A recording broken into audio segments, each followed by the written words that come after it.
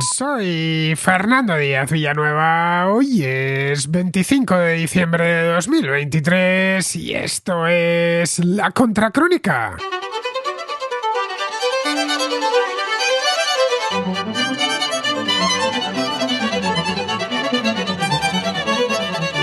El comercio mundial se encuentra de nuevo amenazado, esta vez por una serie de ataques con drones y misiles dirigidos hacia barcos mercantes que atraviesan el Mar Rojo, una de las principales rutas comerciales del mundo, ya que es un paso obligado para unir el Océano Índico y el Mar Mediterráneo. Muchos armadores han tomado la decisión de desviar sus buques por el sur de África, una ruta mucho más larga, pero también más segura y, sobre todo, más cara.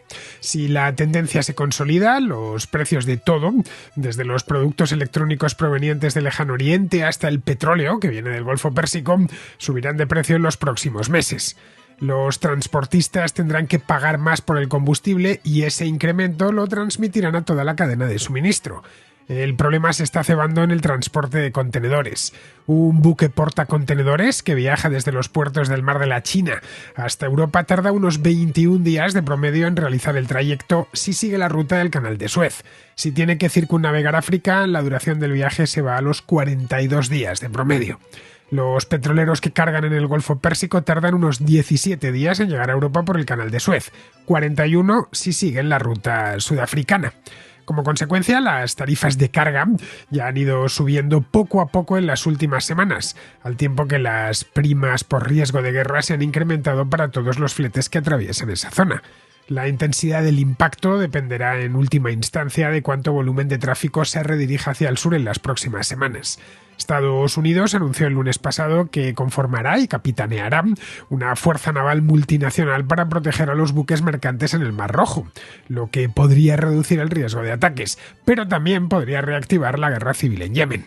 Egipto tiene también gran interés en que el Canal de Suez mantenga el tráfico, ya que es una importante fuente de ingresos para su gobierno.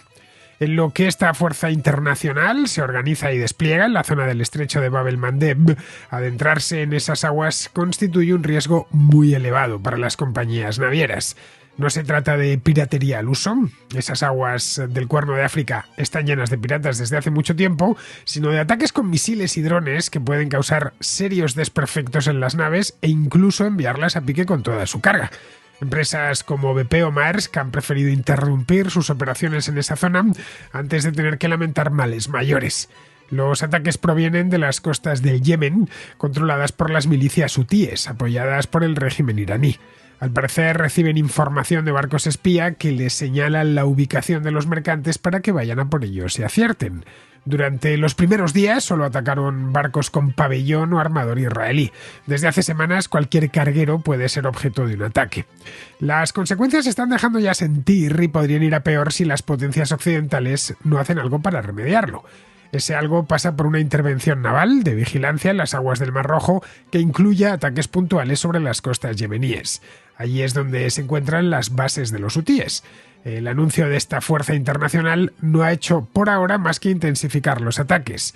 Esto preludia a lo peor, una guerra de baja intensidad en el Mar Rojo con Irán en la retaguardia.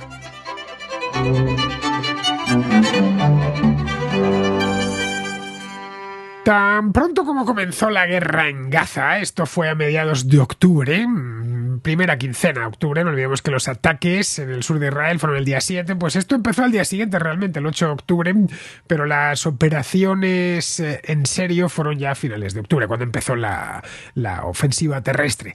Pero ya en ese momento se abrió un frente lejano, me quedo corto, lejanísimo, hay unos 2.000 kilómetros, más de 2.000 kilómetros, de hecho, en línea recta de Gaza al estrecho de Bab el-Mandeb.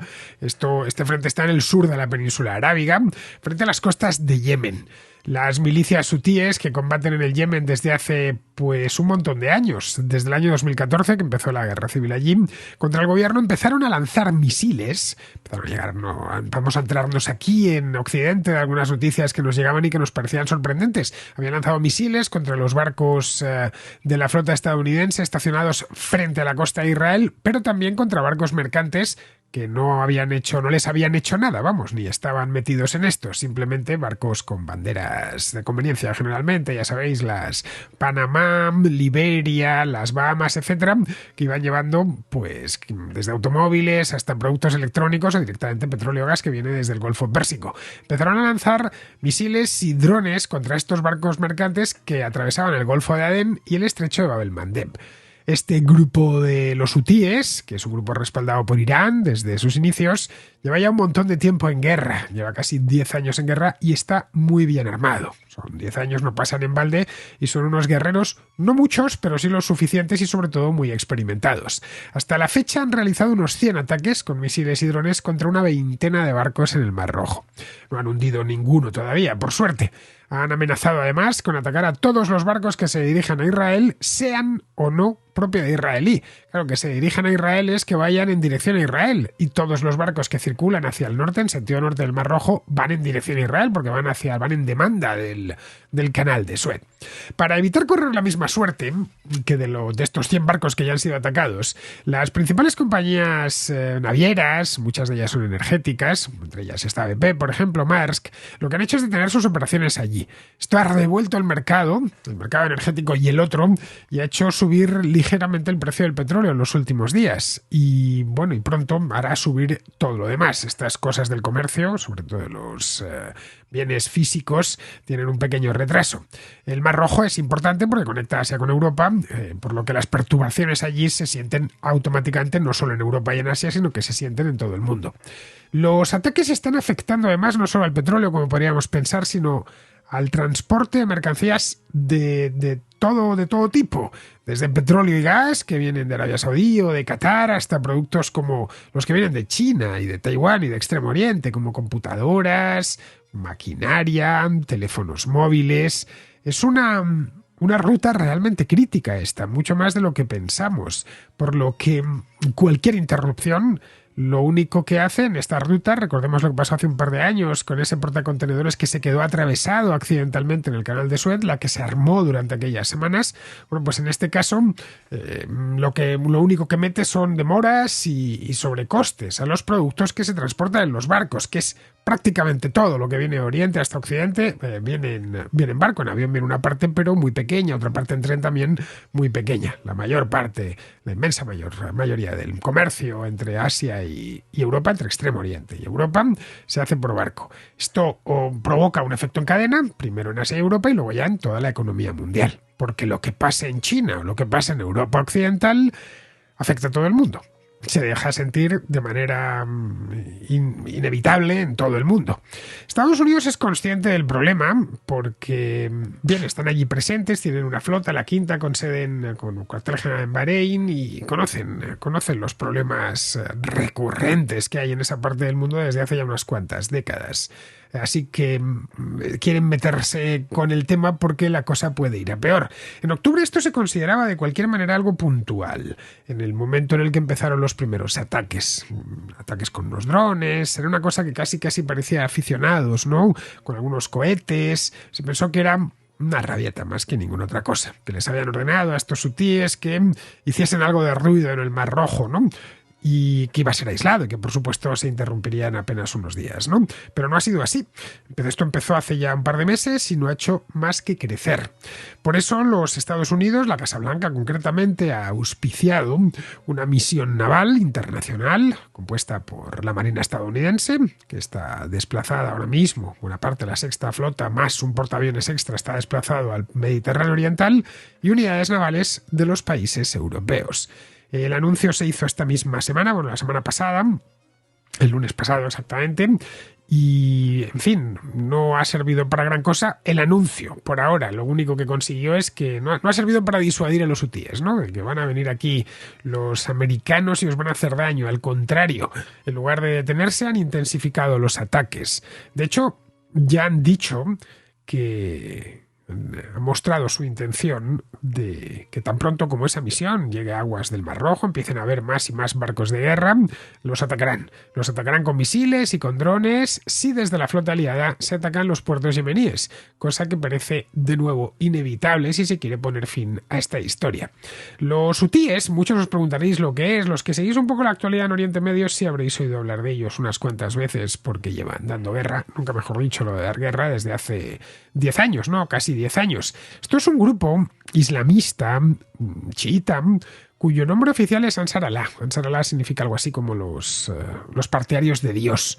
Y se conocen como hutíes por el fundador de la organización, un imán llamado Hussein al-Houthi, que a quien el gobierno yemení hace ya un montón de años, en el año 2004, mató.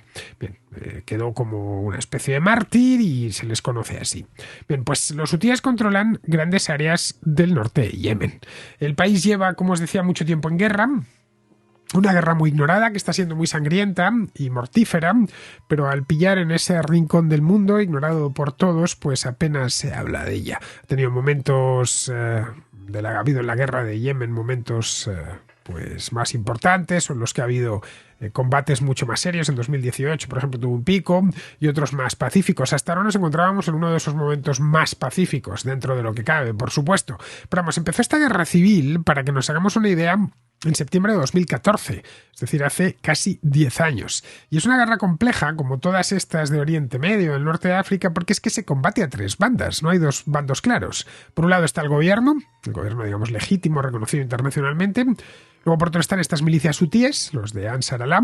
Y por último, una serie de grupos afiliados a Al-Qaeda que hace la guerra por su cuenta. Estos se conocen como Ansar al-Sharia, es decir, que sí, lo de Ansar es o Ansar, no sé cuál será, dónde estará la tónica de esa palabra en árabe, son los partidarios, pues estos ya los partidarios de la Sharia. Bueno, al lado de estos, los hutíes son algo así como hippies californianos de los años 70, ya os podéis imaginar, ¿no? Por suerte, estos de Ansar al-Sharia y todos estos grupúsculos extremos de Al-Qaeda son minoritarios y solo controlan una parte muy pequeñita en el centro del país, en el interior, en las montañas. El resto está o controlado por los hutíes, la mayor parte del antiguo Yemen del norte, los más viejos del lugar, os acordaréis de cuando había dos Yemenes, bueno, pues del antiguo Yemen del norte, o el gobierno, que controla las principales ciudades, la mayor parte de Yemen del sur, y las ciudades principales, casi todas, entre ellas la capital, que es Sanaa, y el principal puerto del país, que es Adén, que está no está ya en el Mar Rojo, está en la costa del Golfo del mismo nombre, del Golfo de Adén, justo a la entrada del Mar Rojo. A los hutíes les apoya Irán y al gobierno le apoya Arabia Saudita. En su momento, Estados Unidos dio algo de apoyo al gobierno de Yemen, en su momento, en tanto que estaba del otro lado Irán y bueno, querían hacer ver que no iban a consentir que Irán se metiese en esta parte y luego Arabia Saudita y Estados Unidos son aliados. Con el tiempo fueron dejándolo por las salvajadas que están perpetrando los dos bandos, o mejor dicho, los tres bandos contra los civiles. Lo que está muriendo en Yemen son esencialmente civiles, como sucede en este tipo de guerras, y Estados Unidos y Occidente en general se han ido retirando de esta historia y olvidándola. Esa es la tónica general de la guerra civil de Yemen. Si ha salido de nuevo a la palestra y si estamos hablando de ella, es en tanto que, bueno, pues que hay una guerra en Gaza y eso ha hecho que emerja y que la volvamos a mirar a la cara. ¿Y por qué? Pues porque los propios hutíes se han puesto a atacar a intereses internacionales en el Mar Rojo. Porque todo esto hay que ir a buscarlo ahí, a la guerra de Gaza. En el caso de que nunca se hubiera producido, no estaríamos hablando en estos momentos de ataques en el Mar Rojo, ni muchísimo menos. Cuando empezó la guerra en Gaza, una de las cosas que hizo Irán, y os las comentaba aquí la semana pasada, fue poner a todos sus agentes en la región, el famoso eje de resistencia, al que ya os he hablado, en alerta para perjudicar a Israel o a los aliados de Israel. En el Mediterráneo, pues a la costa del Mediterráneo, Hezbollah desde el Líbano empezó a lanzar misiles contra Israel. Esto fue pues, el mismo día de los ataques. Pero vamos, por ahora no ha pasado de allí. Por la cuenta que les trae, vamos. Estados Unidos desplazó además con mucha previsión 2 portaaviones con sus grupos de apoyo hasta esa zona y el conflicto, por fortuna, no ha escalado. Otro foco de tensión es Siria e Irak. En Irak hay algunas bases estadounidenses que fueron atacadas por milicias proiraníes locales, pero tampoco la cosa ha ido más allá. El tercer foco, en cierta medida inesperado, no nos engañemos, no era algo que nadie hubiese mirado hacia allá, exceptuando los más entendidos, que veían que sí se podían presentar problemas, fue el de Yemen. Empezaron estas milicias a atacar barcos que atraviesan el estrecho de Bab el-Mandeb, rumbo a Europa o a Extremo Oriente, en las dos direcciones. Primero eran barcos israelíes o que habían mirado en la base de datos, esto es inteligencia abierta y la puede consultar cualquiera. Hay varias páginas web que se puede localizar un barco, geolocalizar un barco y saber exactamente cómo se llama y quién es su compañía armadora, etc. Si el armador era israelí, lo mismo le atacaban. Y esos evidentemente muy rápido dejaron de atravesar esa zona. Así que como veían que no tenían suficientes presas, pues los hutíes empezaron a atacar a todo lo que tenían a tiro.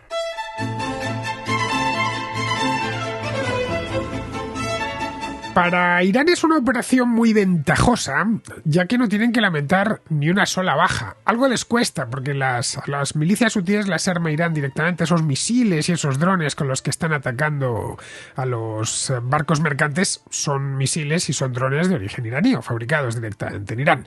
Pero nada más, eso es todo el coste que tiene. Y en cambio pueden hacer mucho daño a Occidente, que es lo que están buscando los iraníes desde que existe la República Islámica. A los hutíes además les ayuda a colocarse en el mapa, les ayuda a recordar al mundo que siguen allí, que tienen posibilidades de ganar la guerra civil. Dentro del propio Yemen les ayuda a ganar prestigio. Les vienen a decir a los yemeníes algo así, a los distintos grupúsculos que combaten afiliados al gobierno o a ellos mismos o a los de Al-Qaeda, les vienen a decir que ellos están siendo capaces de dañar a los occidentales. Esto es una invitación muy atractiva para que otros les miren con admiración y se unan a ellos. Para los iraníes, el hecho de que haya compañías navieras que hayan decidido evitar esa ruta y dirigir sus barcos por Sudáfrica supone ya un triunfo que debemos tener en cuenta. Solo ese hecho, sin más, sin necesidad de hundir un solo barco ni nada, ni de matar a nadie, ya supone un triunfo. ¿Por qué? Porque supone un sobrecoste. Ese sobrecoste aplicado sobre las navieras se repercute a toda la cadena de suministro y termina en el cliente final, que somos cualquiera de nosotros. En este caso, bueno, los europeos, ¿no? Que pagarán más por el petróleo y por los productos manufacturados que llegan de China. Es decir, están los iraníes con este simple movimiento aplicando una sanción indirecta a Occidente. Una sanción no aprobada formalmente, pero impuesta por la fuerza. Todo esto se lo deben a la importancia estratégica que tiene el Mar Rojo. Es uno de los corredores comerciales más importantes del mundo. El contraescucha promedio sabe perfectamente dónde está el Mar Rojo, porque me dirijo a una audiencia muy ilustrada. Es este mar que está entre África y la península arábiga, que parece que alguien ha pasado una cuchilla por ahí, es muy estrechito, pero muy largo. El Mar Rojo tiene unos más de 2.000 kilómetros, línea recta, desde la entrada del Canal de Suez hasta el estrecho de Bab el-Mandeb. Pues bien, pues por ahí, por ese mar, largo pero estrecho, discurre el 12% del comercio mundial, algunos años el 15%, y en torno a un tercio del tráfico mundial de contenedores. Cada año pasan por Suez, para que nos hagamos una idea, unos 20.000 barcos. La mayor parte de ellos pasan antes o después de su cruce por el canal, pues pasan por el Mar Rojo, o vienen del Mar Rojo o van hacia el Mar Rojo. El comercio dentro del Mar Rojo es muy pequeño. A ambos lados lo que hay es desierto, esencialmente el desierto más duro del mundo, más grande del mundo, que es el del Sáhara, y al otro lado pues está el desierto arábigo, que tampoco se queda corto, ¿no? No son países especialmente poblados, porque zonas como la costa de Sudán pues son inhabitables, o la costa egipcia, no hay grandes ciudades, salvo algunas de creación en el siglo XX. Históricamente lo que había allí eran puertecitos muy pequeños, porque es que no hay agua dulce para grandes asentamientos humanos, o ya con las desaladoras y demás, sí pueden concentrarse más seres humanos en torno a un mar rodeado de desiertos como es el mar Rojo, ¿no? Pero vamos, que 20.000 barcos pasen por un mar tan estrecho ya supone, en fin, un botín interesante en el caso de que alguien quiera hacer daño. El comercio interior es muy pequeño, como os decía. Bueno, hay muy pocos puertos realmente en el Mar Rojo para tener 2.000 y pico o 2.200 kilómetros de largo, creo que hay. Se pueden contar con los dedos de una mano prácticamente. Bueno, estoy hablando de memoria, pero en el norte tenemos, bueno, aparte del canal, obviamente, y el puerto de Suez. El puerto de Suez está en el lado del Mar Rojo, en el lado del Mediterráneo está Port Said. Bueno, aparte de ese está el de Aqaba en Jordania, el de Eilat en Israel, que están en el Golfo de Aqaba. Ya en el Mar Rojo propiamente dicho tenemos el de Safaga, que está en Egipto, en la costa egipcia del Mar Rojo, está al sur de Hurghada, que es este resort turístico tan famoso en Europa. Luego por Sudán, que está en Sudán, el de Masaba en Eritrea, el de Jeddah en Arabia Saudita, y luego ya nos tendremos que ir cerca de Bab el Mandeb para encontrar el siguiente puerto, que está en el propio Yemen, se llama Hodeida, y está controlado por los hutíes desde hace un par de años. Bien, y eso es todo. No hay más puertos. Vamos, que la mayor parte de tráfico por el Mar Rojo no se detiene en puertos del Mar Rojo, va de Europa a Oriente Medio, a la India o a Extremo Oriente, o viceversa. Como os digo, es largo, pero es estrechito. En su punto más ancho tiene solo 350 kilómetros, que se quedan en solo 20 kilómetros los que separan Djibouti de Yemen. Esto es el estrecho de Bab el Mandeb, que significa Puerta de las Lamentaciones. La verdad es que es un estrecho, es probablemente el estrecho con el nombre más bonito de toda la geografía mundial. Bueno, basta con concentrar los ataques ahí, en esa lengua de agua de 20 kilómetros de ancho, y ya que se juntan muchos barcos en muy poco espacio. Las rutas comerciales mundiales están llenas de este tipo de cuellos de botella, sobre los que solemos pasar por encima, en forma de estrechos o de canales, como el estrecho de Malaca, por ejemplo, entre Indonesia y Malasia, donde está Singapur. El estrecho de Gibraltar, ese a los españoles nos cae muy cerca. El estrecho de Hormuz, entre Omán e Irán. Omán no, los Emiratos, porque el lado sur del estrecho de Hormuz es parte de los Emiratos. O el paso de Calais, o los canales de Panamá y Suez, o este mismo de Bab el Mandeb. Son lugares pequeños, pero si se golpea con éxito ahí, su impacto es grandísimo, su impacto sobre el comercio. Esa es la razón por la cual las navieras están evitando el estrecho de Bab el Mandeb, están evitando la Puerta de las Lamentaciones, y ahora sí que hace honor al nombre, lo de la Puerta de las Lamentaciones. No quieren lamentarse, en una palabra, no quieren que les hundan un barco, y están enviando sus buques por la ruta sudafricana, que dobla en días la ruta marítima de China a Europa y del Golfo Pérsico a Europa. Os lo decía antes en la introducción, de 21 a 42 días en el caso de la ruta desde Extremo Oriente a Europa o de Europa a Extremo Oriente, y de 17 a 41 en el caso de la ruta del Pérsico. Empresas como BP o como Maersk o como Evergreen han desviado sus barcos o suspendido sus operaciones en el Mar Rojo. En lugar de navegar a través del Mar Rojo, al menos hasta la fecha, hasta el día de hoy, al menos 100 barcos ya se han dirigido hacia el Cabo de Buena Esperanza en Sudáfrica. Barcos que habían salido de puertos chinos o taiwaneses, que se dirigían hacia Europa y que en algún punto en el Océano Índico, o que han salido de puertos de la India, les han dicho que les han transmitido órdenes de que se dirijan hacia el sur y, bueno, que recalculen cuándo van a llegar a puerto, a Rotterdam o a donde lleguen, o a Algeciras, para empezar a realizar las descargas, ¿no? Es más largo, pero también es más seguro. Bueno, esto, como vemos, es sinónimo de retrasos y de sobrecostes. Hay que quemar más combustible en la ruta sudafricana y ese sobrecoste se repercute a los clientes.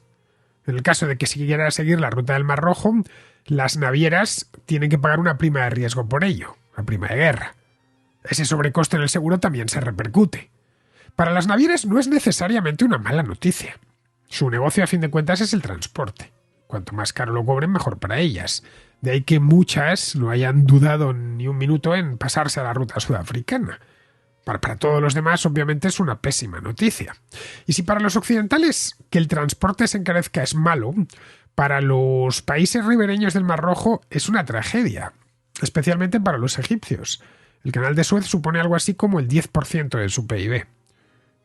En tanto que lo opera directamente el Estado, mediante la Suez Canal Authority, pues los peajes van directamente a las arcas públicas.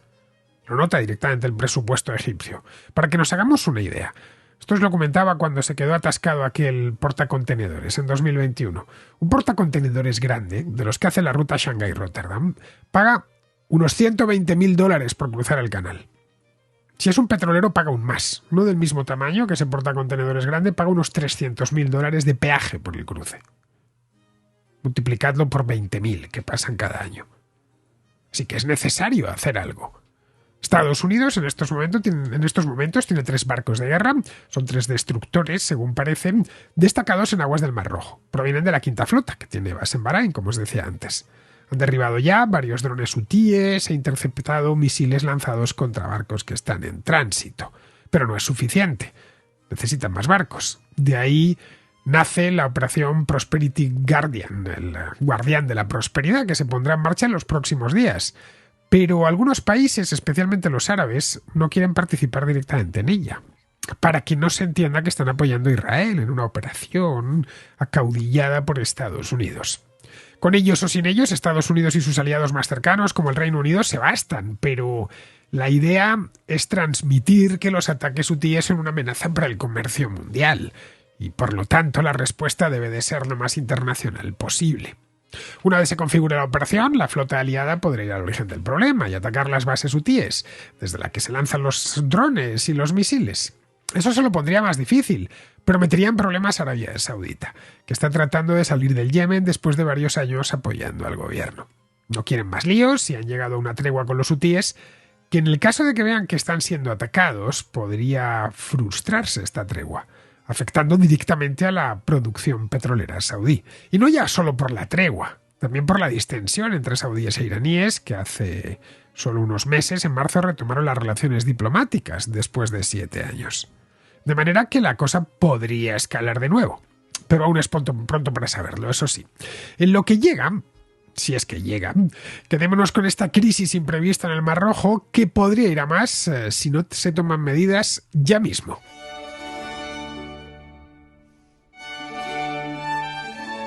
Vamos con la contrarréplica. Empezamos con Francisco, que quiere responder a Martín, que participó ayer en la contrarréplica en directo. Martín hablaba de los rusos y de cómo odian en su mayor parte a los ucranianos.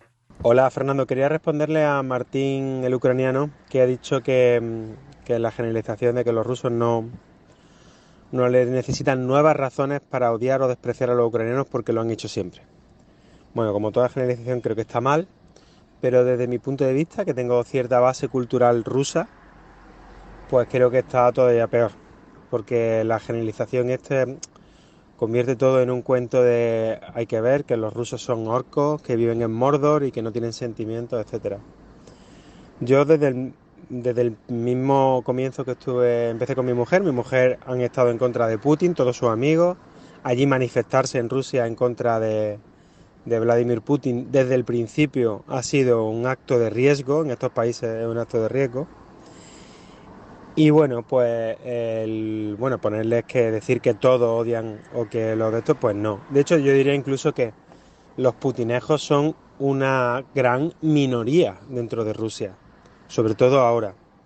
Es cierto que antes de la invasión de Crimea y después de la invasión de Crimea, el número de nacionalistas anti-ucranianos ha ido creciendo, porque muchos de ellos se dejan alterar su opinión por la propaganda de Putin.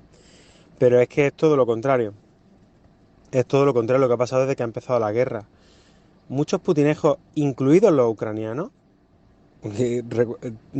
tenemos una profesora particular que es ucraniana, que era a favor de Putin y que hizo lo de Crimea, que estaba muy bien. Es decir, que hay putinejos dentro de Ucrania también.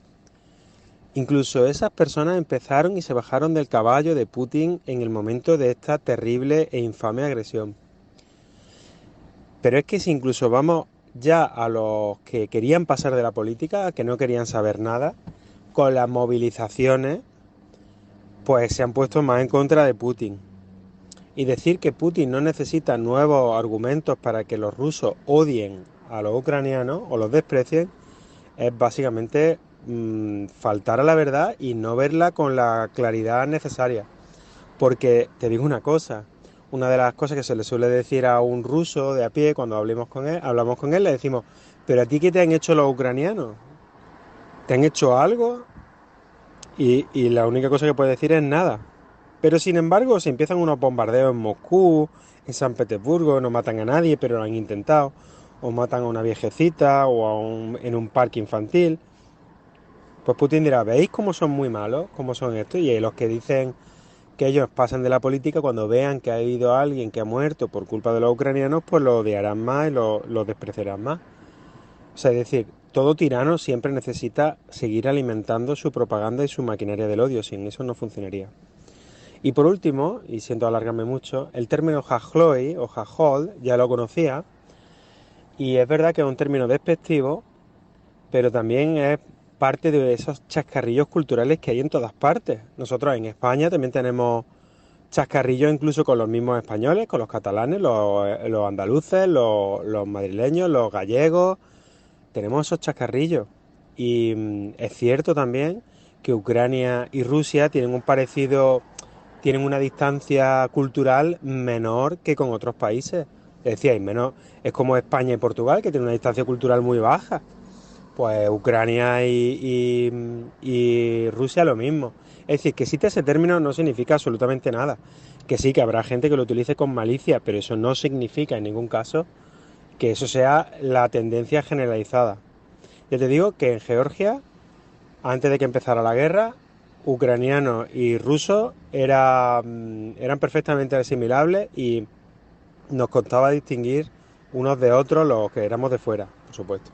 Bueno, siento haberme alargado mucho, muchas gracias por tu programa y a ver si encuentro el Twitter, que no lo encuentro, de Martín este ucraniano y charlamos él y yo. La popularidad de Putin en Rusia es muy elevada, Francisco. Los sondeos arrojan tasas de aprobación altísimas, del orden del 80%. Y no estoy hablando de sondeos realizados por el gobierno, sino por la agencia Levada, que es más o menos independiente. De hecho, la popularidad de Putin dentro de Rusia ha crecido desde que empezó la invasión de Ucrania. Estaba en torno al 60% y se fue al 80% en apenas un mes. El 20% restante no está de acuerdo con Putin y se cuida muy mucho de decirlo en alto, pero es una minoría. Otra cosa son los rusos en el extranjero. Ahí sí que la popularidad de Putin es notablemente inferior, por razones fáciles de entender. Esos rusos conocen Occidente de forma directa y disfrutan de sus ventajas. Y sobre todo, y esto es importantísimo, no están sometidos las 24 horas a la machacona propaganda del Kremlin. En resumidas cuentas, que Putin está ahí porque los rusos quieren que esté ahí. En las elecciones de 2018 obtuvo el 77% de los votos y en las del año próximo seguro que queda por encima. No me cabe duda que en esas elecciones de 2018 hubo irregularidades y de que el resultado no fue exactamente ese. Vamos, que a Putin le inflaron los votos para darle más autoridad y que el segundo, que fue Pavel Grudinin, del Partido Comunista, quedase a 70 puntos de distancia, o a 60 puntos de distancia. Fue una locura, sacó un 11% de los votos, un 10%. Vamos, no me cabe la más mínima duda de que ganó realmente. Putin entiende muy bien lo que quieren los rusos, ya que en buena medida la Rusia a nuestro tiempo se la ha inventado él le ha dado forma. Esa idea de un gobierno autoritario y nacionalista es algo que ha calado hondo entre los rusos de a pie. Mira, tengo delante las tasas de aprobación de Putin desde agosto de 1999, cuando fue nombrado primer ministro de Boris Yeltsin. En estos 24 años no ha bajado en momento alguno del 60%. En el 61 estaba, por ejemplo, en noviembre de 2013. Se disparó al 88% de aprobación un año después, tras la anexión de Crimea. Volvió a bajar paulatinamente en los años siguientes y bajó hasta un 60% a mediados de 2020, que fue el mínimo histórico, el 59 exactamente, el mes de abril de 2020, en plena pandemia. Ahí más o menos se mantuvo en torno al 60% hasta la invasión de Ucrania en febrero de 2022, cuando volvió a repuntar hasta el 80%. Podríamos pensar que algo de cocina tienen estas encuestas, pero es indiscutible que apoyo interno tiene. Otra cosa distinta es que ese apoyo sea relativamente volátil. Es decir, que si Putin no entrega lo que ha prometido, ya sabéis, gloria nacional, victorias militares, etc., su popularidad se evapore.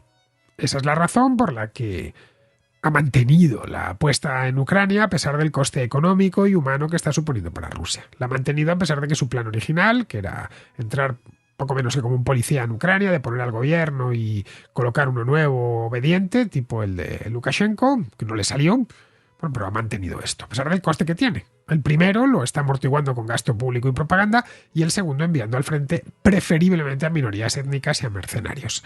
Por resumirlo mucho, Francisco, no todos los rusos obviamente están a favor de Putin, pero sí una parte mayoritaria de ellos. Seguimos con Marisa, que es de Chile y que nos habla del tema este que comentábamos la semana pasada aquí, de la Convención Constitucional chilena. Hola Fernando, un saludo para ti y para todos los que escuchas. En el programa en que analizaste la elección constitucional de Chile del domingo pasado, faltó un detalle sobre el primer borrador de la Convención Constitucional. Parte del problema que tenía esa Convención Constitucional es que también con amenazas a Piñera estuvo virtualmente amenazado el 2019. Estas manifestaciones espontáneas no eran espontáneas. Los auditores podrán pensar cómo es espontáneo que se quemen al mismo tiempo decenas de estaciones de metro que están usando acelerantes para quemarse. O sea, los acelerantes no están en la esquina de la estación de metro y uno va pasando y dice, oh, voy a quemar y me llevo este bidón. O sea, hubo una operación concertada de la ultraizquierda y fue un golpe de Estado virtual blando que Piñera logró parar entregando esta famosa Convención Constitucional. Y parte de la extorsión de la negociación era el entregar cupos reservados. Se entregaron 17 cupos reservados de 155, o sea, más del 10%. Y eso desequilibraba totalmente los componentes de la convención, porque además dentro de los mecanismos se las ingeniaron para que estos 17 cupos fueran todos a la ultraizquierda. De esa manera se tuvo una constitución totalmente antidemocrática, pero además esa convención funcionaba de una manera muy antidemocrática.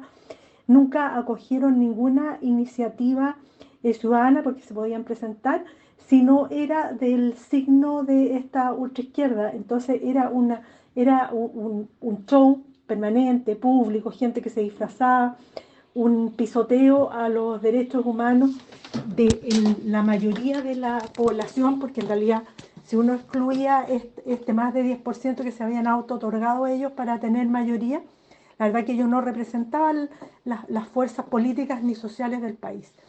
Entonces, pienso que es importante porque es una elección que tienen que aprender los demás, porque este actuar de la ultraizquierda se repite en distintos países. Ellos crean desorden social, van con el relato de los cambios de constitución, de las convenciones constituyentes, y parte de los trucos que usan, de los trucos de las malas artes, de la mala política y de la violación de los derechos humanos de los demás, es esta fantasía o truco de los, de los cupos reservados, por los cuales se dan mayorías artificiales. Ahora, respecto de la elección del domingo, es cierto que era una constitución quizás peor que la de Pinochet, pero la de Pinochet y que la de Lagos, en el fondo, hay que entender que también a Piñera lo amenazaron para bajar los quórum de cambio. Y actualmente hay leyes importantes que se cambian con el 50+1, por ejemplo, la autonomía del Banco Central.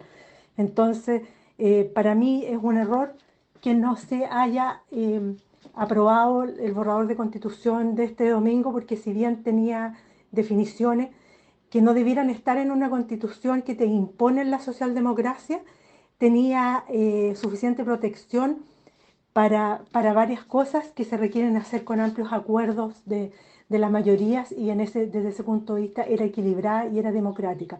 La actual dicen que no la van a cambiar en los próximos 2 años, o sea, en 2 años quieren volver a esto mismo, pero vamos a ver en estos próximos meses cómo intentan cambiar leyes fundamentales para destruir el Estado chileno. Bueno, las primeras manifestaciones en aquel mes de octubre del año 2019, es decir, esos jóvenes que se saltaron los tornos del metro de Santiago y las primeras protestas callejeras, sí que fueron espontáneas. Eso se convirtió pronto en algo perfectamente dirigido por partidos de izquierda. Y ojo, les salió bastante bien porque pusieron al país y al gobierno en jaque. Piñera les tomó la palabra y permitió que se abriese ese proceso constituyente. Con medio país noqueado, fue de la Convención Constituyente, las elecciones aquellas que se hicieron, se apoderó la izquierda, o la extrema izquierda, mejor dicho, y ahí no supieron medirse ya. No, que fueron ellos los que se cargaron el proceso elaborando una constitución loca, maximalista, que los chilenos tumbaron en el plebiscito de septiembre del año pasado. Bien, vamos ahora con Borja, que nos habla de Irán, pero os pongo antes en contexto. Resulta que la semana pasada hubo un atentado en la provincia de Baluchistán, esto está en el extremo sudoriental de Irán, junto a Pakistán, en el que murieron 11 policías iraníes. Las autoridades acusaron a los rebeldes locales, que son de confesión suní, pero de terroristas y demás, pero no es la primera vez que sucede. En el pasado ya han actuado estos rebeldes baluches contra la República Islámica un montón de veces, matando militares, incluso planificaron un atentado contra Ahmadinejad. Vamos, que la revolución iraní tiene sus propios enemigos internos. El resto, que nos lo cuente Borja. Hola Fernando, buenos días. Pues a ver, te digo, te iba a comentar el asunto este que ha habido el último ataque en Irán, en el que han perdido la vida 11 soldados del ejército revolucionario y otros 17 están gravemente heridos, así que me imagino que posiblemente morirán algunos más. Y te comento, el grupo tiene origen creo que era en 2005, por un grupo llamado Yundalá, que es algo así como Soldados de Dios. Es un movimiento de resistencia popular en Irán, que dice luchar por tener los mismos derechos que los musulmanes chiíes en Irán. Estos son sunís, ¿va? Y se establece en la provincia de Sistán y Baluchistán, que es una provincia, aunque tenga ese nombre, ¿vale? Que es de mayoría suní y hace frontera con Pakistán. Son baluches nacionalistas, que llegaron a tener 2.000 personas, 2.000 paramilitares. Y durante todos estos años, desde el 2005 hasta el 2012, mataron a unos 400, 500 soldados del ejército revolucionario. Y bueno, se cree que fueron financiados por Saddam Hussein en una guerra proxy, y en parte por Al-Qaeda, algo así parecido a lo que tiene Irán con Hezbollah contra Israel. Y bueno, se financian por el tráfico de opio, obviamente, que intercambian por petróleo en la frontera, y que venden, porque el petróleo es 5 veces más caro en Pakistán que en Irán. Entonces, pues, tiene un alto beneficio solo por hacer este intercambio, ¿no? Y básicamente la forma que tienen de actuar es eso, son coches suicidas, emboscadas a militares del ejército revolucionario, secuestros, asesinatos, altos cargos específicos del ejército revolucionario del régimen. Y son conocidos porque en 2005, cuando se creó este grupo, intentaron matar al presidente, a Mahmoud Ahmadinejad, en una emboscada, y consiguieron matar a varios de sus guardaespaldas y hirieron a otros más. O sea, que es un grupo bastante efectivo y serio, que toma acciones. Pero vamos, todos los años consiguen matar a decenas de soldados del ejército revolucionario y son bastante conocidos. Aunque solo en esa región, no en el resto de Irán, no tienen, parece que mucho interés o mucho conocimiento. Y bueno, la forma que tenía de contestar el ejército revolucionario, el gobierno de los ayatolás, básicamente era colgar a varios de estos presos del grupo que tenían encerrados en Teherán, y los colgaban públicamente cada vez que había un atentado. Por lo tanto, se volvía peor el asunto. En 2012 se ve que el grupo ya estuvo bastante debilitado, y entonces se reconfiguró y se pasó a llamar algo así como Yais al-Dal, que es algo así como Ejército de la Justicia o Soldados de la Justicia, y se estima que ahora son unos 500 soldados, pero son muy muy activos, o paramilitares más bien. Y todos los años hacen atentados que son muy notables, o sea, que siguen con la misma tónica. Y llegaron a hacer un atentado con un coche bomba donde mataron a 27 miembros del ejército revolucionario y hirieron a más de 100, si no recuerdo mal. Y bueno, el grupo, para más Inri, tiene conexión con otro grupo que se llama Al-Furqan, que también es baluche suní, pero es un grupo diferente, que son pastunes en la zona de Baluchistán. Frontera con Pakistán, es decir, sería algo equivalente a los pastunes, a los talibanes que son pastunes en Afganistán, pero en la región de Irán, del sureste, que hace frontera con Pakistán, además, que también hay también pastunes por esta zona, en la zona de Pakistán, aunque ellos niegan su conexión con los pastunes de Pakistán, pero siempre cruzan la frontera porque ahí estarían protegidos, ¿no?, del ejército revolucionario. Y también para más INRI pues cooperan con grupos separatistas kurdos que existen en Irán. Todo esto añade una complejidad brutal al asunto, pero sí es un asunto bastante complejo y bueno, pues te quería comentar un poco cómo ha sido este ataque y prácticamente todos los meses o cada 2 meses hay un atentado serio de este grupo. Y bueno, eso, y muchas gracias por hablar de Irán, de la actualidad iraní y sobre todo de la historia. Un saludo. Venga, un abrazo. Pues nada, muchas gracias, Borja. Borja, os lo digo ya, conoce muy bien Irán, ha estado allí un montón de veces. De hecho, los que seguís mi canal de YouTube le habréis visto personalmente. Hace no mucho estuvo aquí comiendo conmigo y con Alberto Garín. Nos lo llevamos a la Puerta del Sol, que estaba de visita aquí. Borja vive en Finlandia, exactamente. Aunque bueno, por una serie de cuestiones personales conoce bastante bien Oriente Medio. Bien, estas cosas no suelen pasar a la prensa occidental porque su ámbito de actuación es muy regional, en una provincia alejada y pobre como la de Baluchistán. Si Irán se desestabilizase, podrían reactivarse o activarse mucho más de lo que ya están y desatar una guerra civil en aquella zona del país. Pero bueno, ahí lo dejamos y es bueno saber que pasan estas cosas en estos rincones olvidados de Irán.